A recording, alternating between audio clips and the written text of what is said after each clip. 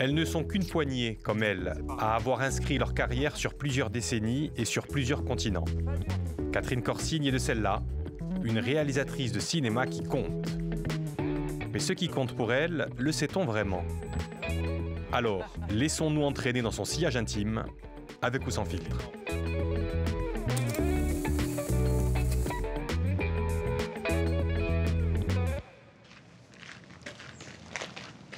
L'ange du Levant. Oui, mais c'est par là que ça se passe. Ah oui, d'accord. Oula, oula, ouh. Aïe, oh là là, mon Dieu. Ouf. Ah oui.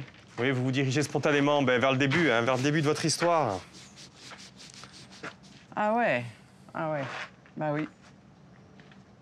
Il n'y a pas un air de ressemblance?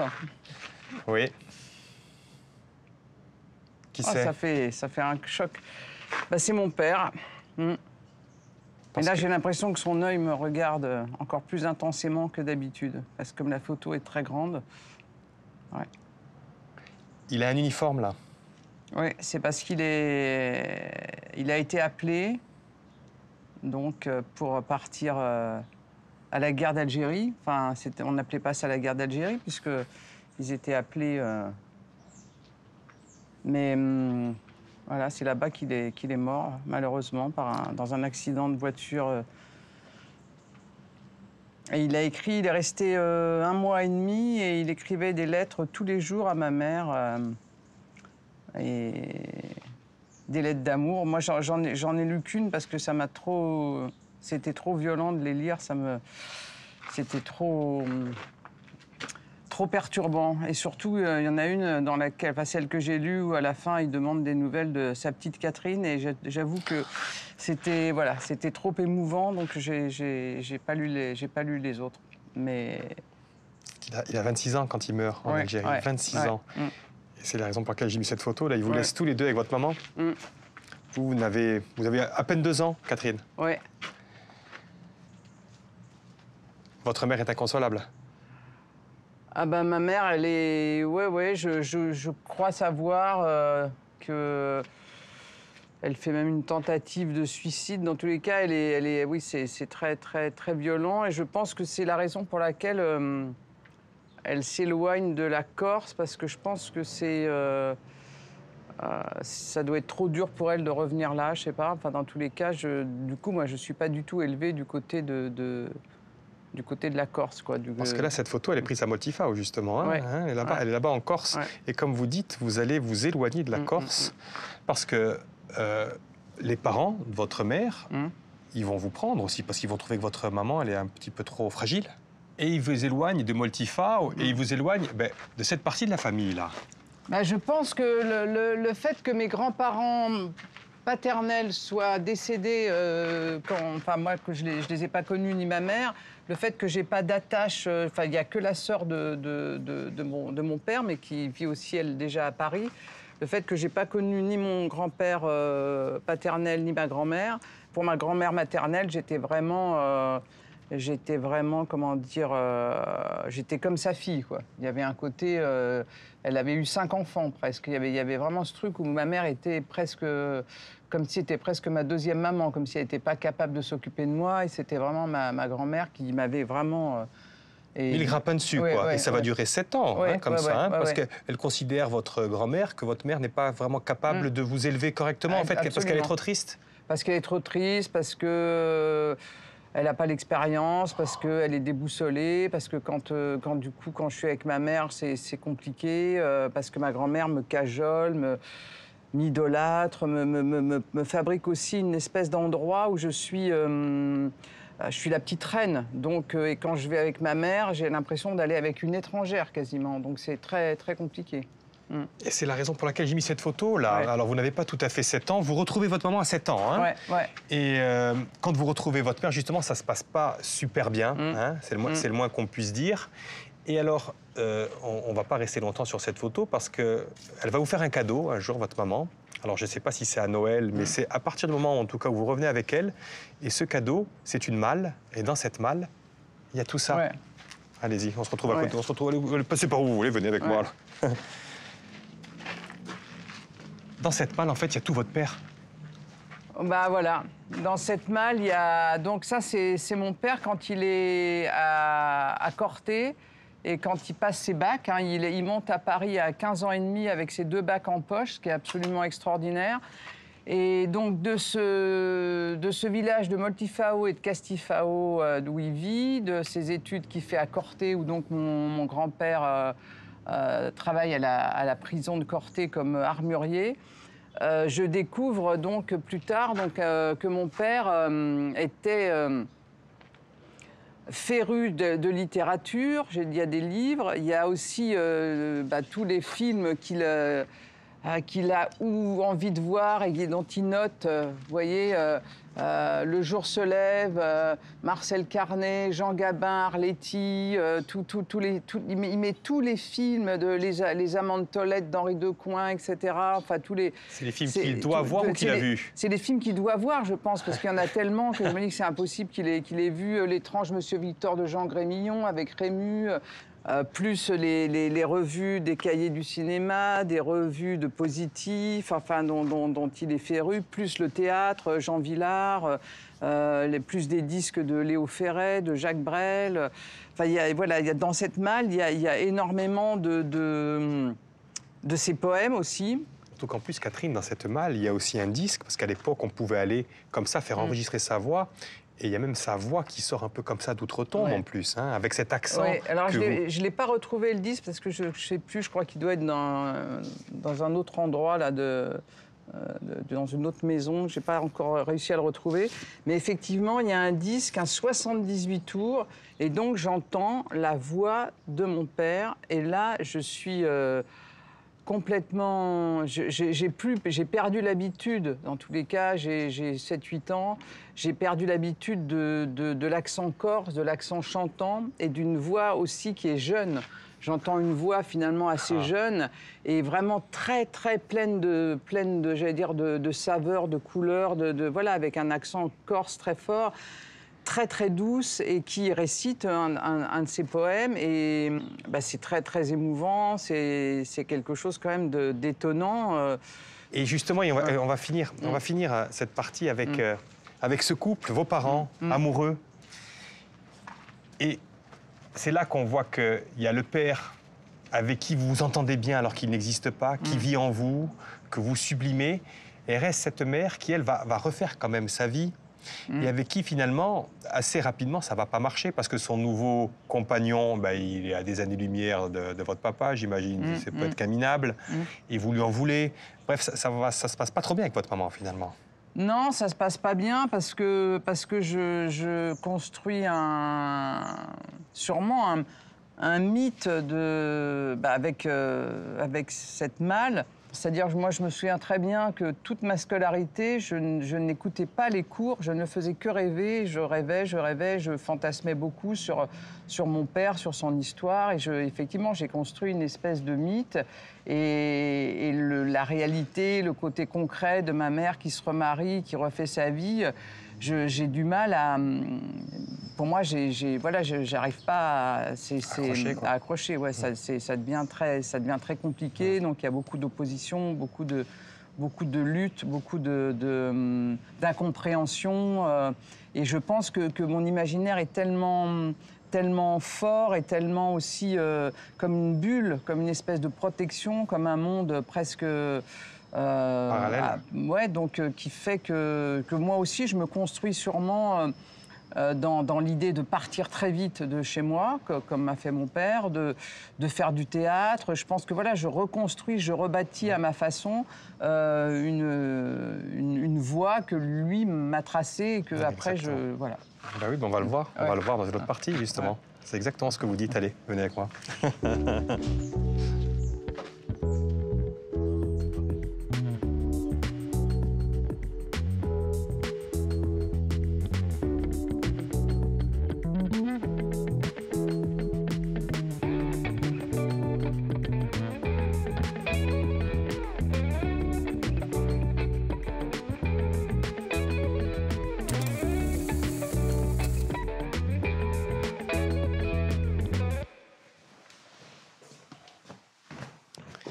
Prenez place, Catherine. Et on vous retrouve donc sans surprise à l'école. Ah! Mais sans étudier. Vous, l'obsession, c'est le théâtre. Hein. Ouais. Ah, c'est un souvenir extraordinaire. C'est vraiment la première pièce de théâtre, j'ai 15 ans. C'est mon professeur de français auquel je demande de nous faire participer à cet atelier de théâtre qui prend une proportion dingue parce que pendant 15 jours, on ne fait que des répétitions, on ne travaille plus, je suis en seconde. Non, là, je suis en première. Et j'ai un rôle très important. Je joue la sœur et la petite amie là, de Victor, dans Victor ou les enfants au pouvoir. C'est des copains, des gens que je connais encore, que je vois toujours. Et je joue la petite fille un peu naïve. Alors que vous n'êtes pas trop naïve à l'époque, parce que vous allez avoir une aventure en plus avec votre professeur de français. Ah ben je vais tomber en amour. Enfin, je suis tombée en amour dès que je l'ai vu. Je ne sais pas s'il y a une corrélation avec mon père et dans tous les cas avec une figure intellectuelle importante. Donc, vous avez 20 ans d'écart. Ouais. Et puis, de cette obsession, justement, d'être actrice, vous allez passer le conservatoire et vous allez le rater. Et là, pour le coup, ça va être un vrai traumatisme pour vous, parce que vous qui vous rêviez succéder à votre papa, quoi, finalement, aller sur ses pas, là, quand on dit le conservatoire, c'est pas possible, vous avez l'impression de trahir ses rêves.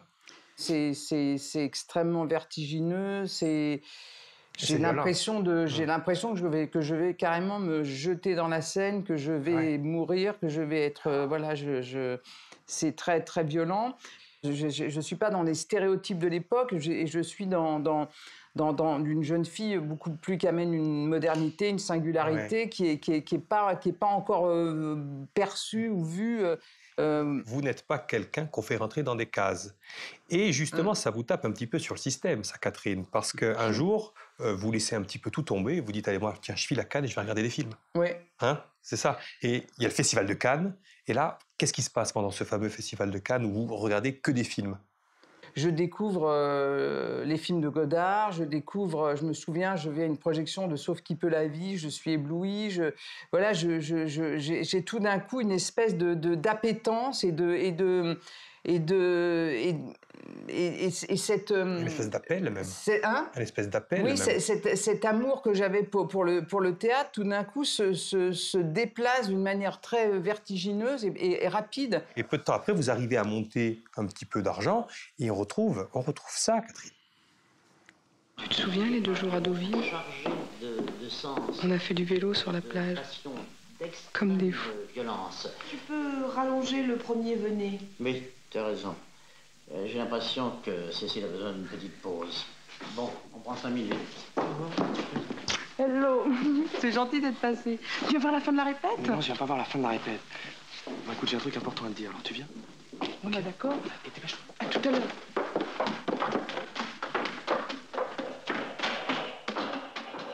Vous signez votre premier court-métrage. C'est vous, la jolie jeune fille qu'on voit, là, qui joue. Alors, vous jouez encore, hein.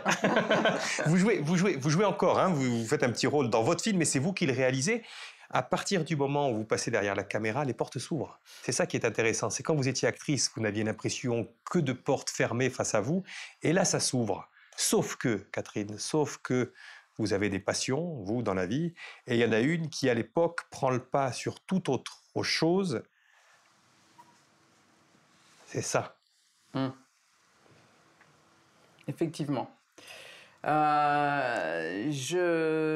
suis quand même quelqu'un qui reste instable, angoissé, qui aime se mettre en danger, qui aime avoir peur, et ça vient pas par hasard, c'est-à-dire que j'aime aussi jouer. Et je me mets à jouer au poker vraiment à partir de mes 28-29 ans. Après mon... De façon frénétique, de façon, ouais, ça pendant vraiment, j'allais dire, pendant 5 ans de ma vie, je fais presque que ça, quoi. Et je jouais vraiment avec l'argent que j'avais. Un jour, ma mère m'a donné un peu d'argent, j'ai tout perdu en une semaine, donc... ouais, c'était assez violent, mais bon, au début, je m'achète une voiture, j'ai l'impression que je vais gagner ma vie avec ça, j'ai l'impression que le milieu du cinéma est aussi quand même dur, compliqué, même si ça s'ouvre, c'est... Et puis, je sais pas, je me mets ça comme une espèce de challenge. Et je me souviens, je joue au poker le mercredi soir jusqu'au petit matin, le vendredi soir, le samedi soir, le dimanche après-midi jusqu'au lundi matin. Ce qui fait que j'ai plus de temps pour...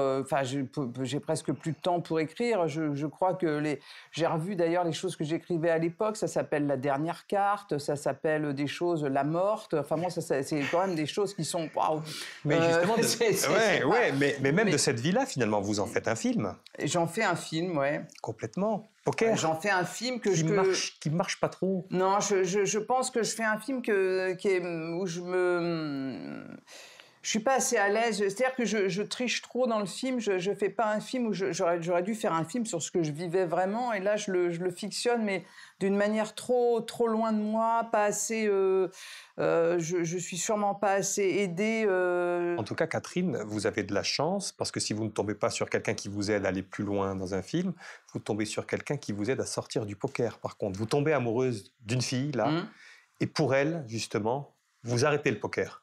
Ben, je travaille suffisamment sur ma relation amoureuse et ma relation au jeu. C'est-à-dire que ça se fait pas comme ça. Ouais. Ça met 1 an. C'est-à-dire qu'il faut que je déchire mon carnet d'adresses. À l'époque, c'est des carnets d'adresses en papier. Que j'oublie les numéros de téléphone, mais j'ai du mal. Il suffit qu'on me rappelle pour que je recraque et que je retourne jouer. C'est vraiment comme une addiction. J'imagine que c'est pas en un clin d'œil, mais vous y arrivez quand même. Et j'y arrive. Ouais. Et quelques années plus tard, Catherine, justement, ce n'est pas un hasard s'il y a, en 94, ce film-là, où effectivement vous assumez plus de choses, là, finalement. Les Amoureux, ça a été un film vraiment extrêmement puissant pour moi, extrêmement fort, parce que j'ai vraiment l'impression de me raconter quand même à travers ce jeune homme, de me mettre vraiment à nu, et puis d'être vraiment dans un film dont chaque plan, il y a quelque chose où je sens la mise en scène, ce que j'essaye de créer, ce que j'essaye de raconter. Il y a quelque chose, C'est clairement le début de quelque chose. Là, Les Amoureux, il va être sélectionné au Festival de Cannes, bien sûr. Succès critique, Les Amoureux, bien sûr. Et puis, il va y avoir, quelques temps après, le vrai succès populaire. La Nouvelle Ève, 1999 ou 98, je ne sais plus, dans ces eaux-là, en tout cas. Ouais. Là, vrai succès. Là, Catherine Corsini, vous êtes connue dans la France entière. Là, c'est la reconnaissance. Ben là, c'est vraiment l'histoire d'une trentenaire et c'est vraiment l'histoire d'une fille parisienne, Et puis c'est l'histoire d'une révélation aussi, Karine Viard. Oui, c'est la révélation. C'est-à-dire que tout d'un coup, quand je tourne aussi avec Karine, j'ai l'impression de rencontrer quelqu'un qui est comme aussi un alter ego, mais qui a une espèce de personnalité. Je sens qu'elle bouffe la caméra, qu'elle a un truc, qu'elle a une énergie incroyable. Et puis, je mélange aussi des choses, un couple de lesbiennes. Toujours. Voilà. Et c'est justement, j'ai envie de dire que vous ne l'assumez pas encore tout à fait. Et c'est sur ce film-là, La Belle Saison, où là, justement, on a un couple lesbien qu'on voit nu, qu'on voit dans ses ébats. Très beau film, La Belle Saison 1, avec Cécile de France, bien sûr. Et là, on peut dire que là, ça marque vraiment une césure dans votre vie, parce que là, vous affichez un petit peu ce que vous êtes. Est-ce que c'est avec La Belle Saison où vous assumez enfin, vous vous êtes un petit peu retrouvé, vous qui étiez un petit peu sur des chemins de traverse tout au long de votre jeunesse? Est-ce que ça, c'est pas justement... Ma mère, quand elle voit La Belle Saison... la première chose qu'elle me dit, ah, c'est très très beau les paysages et les tracteurs. Donc c'est quand même un peu, on peut en rire. Hein. Et je lui dis mais tu t'es pas reconnue. Elle me dit ah si je me suis complètement reconnue dans le rôle de la mère. Et la mère quand elle découvre donc sa fille avec Izzy Aigelin avec Cécile de France dans un lit, elle chasse Cécile de France de la maison, elle la traite comme si elle était le diable, etc. et tout. Donc oui, cette scène elle est pas née de nulle part, elle est née vraiment de ce que j'ai ressenti profondément chez ma mère pendant des années, parce que ma mère, j'avais déjà essayé de lui parler, mais je pense qu'il y a des choses qui n'étaient pas entendables pour elle, quoi. Et qui maintenant, voilà, ça s'est passé, mais voilà, ça a été compliqué. Mais il y a une autre obsession que vous avez au fond de vous, une obsession, je ne sais pas, il y a encore quelque chose en tout cas à dire que vous n'avez pas encore dit dans votre cinéma, et on ne va pas en parler là, justement, on va en parler dans une autre pièce. Ah bon? Oui, il y a encore des choses à dire. Allez, venez avec moi. D'accord. Ouh là là là là.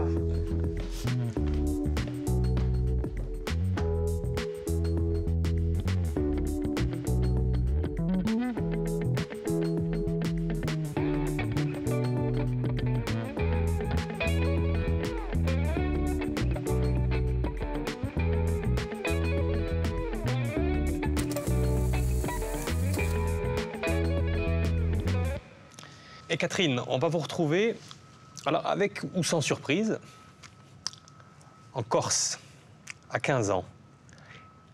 Et ça, c'est quelque chose de marquant dans votre vie. Ouais.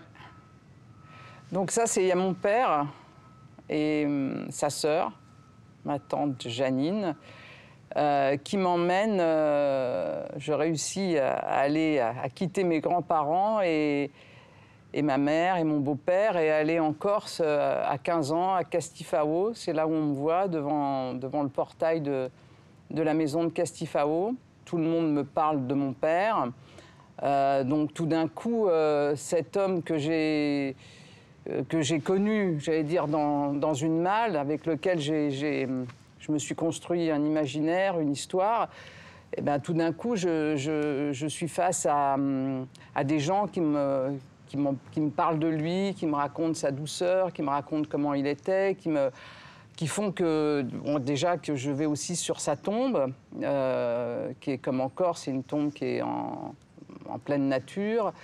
Et toute cette évocation, tout d'un coup, d'un être, j'allais dire, vivant, avec des souvenirs concrets, etc., me bouleverse. Et je me souviens d'une nuit où je pleure énormément avec tous ces souvenirs qui sont évoqués. Je sanglote, je suis vraiment dans un état... voilà, c'est des vacances à la fois très, très bouleversantes qui font que, même si tout est réactivé, même s'il y a quelque chose comme ça de très fort, c'est trop, quoi, peut-être. C'est trop. Et je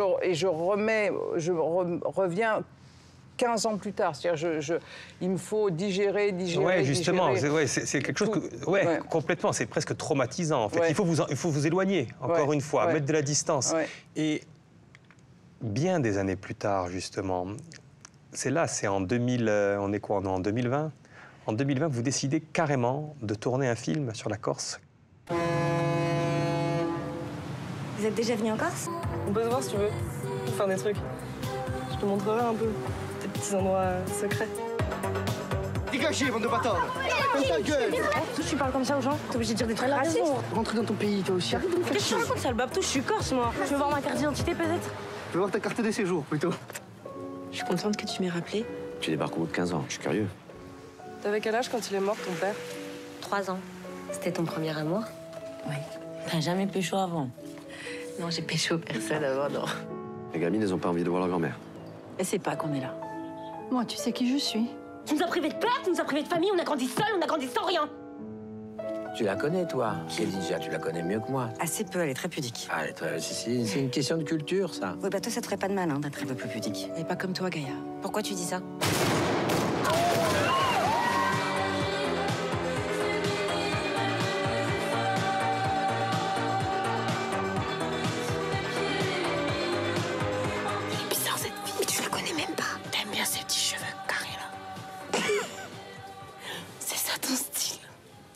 Les petites Corses.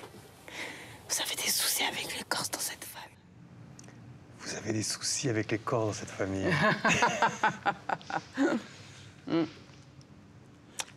Je me suis dit que pour raconter à la fois ma différence aussi en tant que femme homosexuelle, en tant que me sentant vraiment loin de cet endroit, coupée de mes racines, je trouvais que la métaphore, ou dans tous les cas le fait que ça soit joué par 3 actrices noires, enfin ça racontait aussi d'une manière peut-être encore plus forte et encore plus sublimée ce que je pouvais ressentir, quoi. Mais j'avais envie vraiment aussi de raconter la Corse et de filmer la Corse pas comme un seul paysage, mais comme un personnage, comme quelque chose que j'essaye de comprendre, de traverser, d'appréhender. Et puis, j'étais aussi fascinée justement par ces acteurs corses, avec, comme je disais, la voix, le côté chantant de la voix, cette douceur et cette... Et voilà, c'est quelque chose aussi que je trouve qui me transporte. Il y a aussi un moment, il y a un chant corse. Voilà, on sent que c'est cette mélodie... Mais justement, Catherine, faire des films comme ça, c'est faire remonter plein de choses, en fait. Être créatrice, créative, comme vous l'êtes, c'est faire remonter... C'est assez douloureux, finalement, comme métier, ce que vous avez.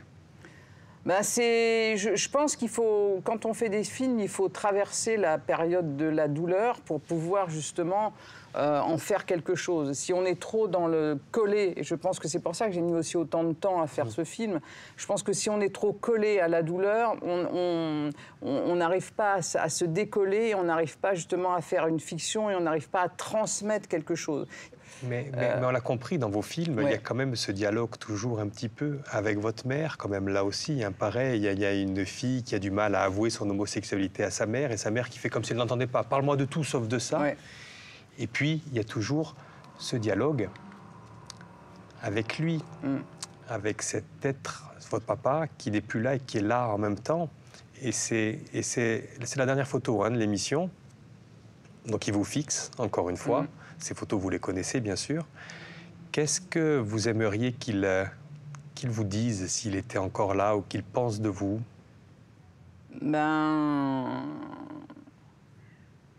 J'aimerais qu'il soit, j'allais dire, fier de ce que j'ai fait, évidemment. Fier de sentir qu'il y est pour quelque chose,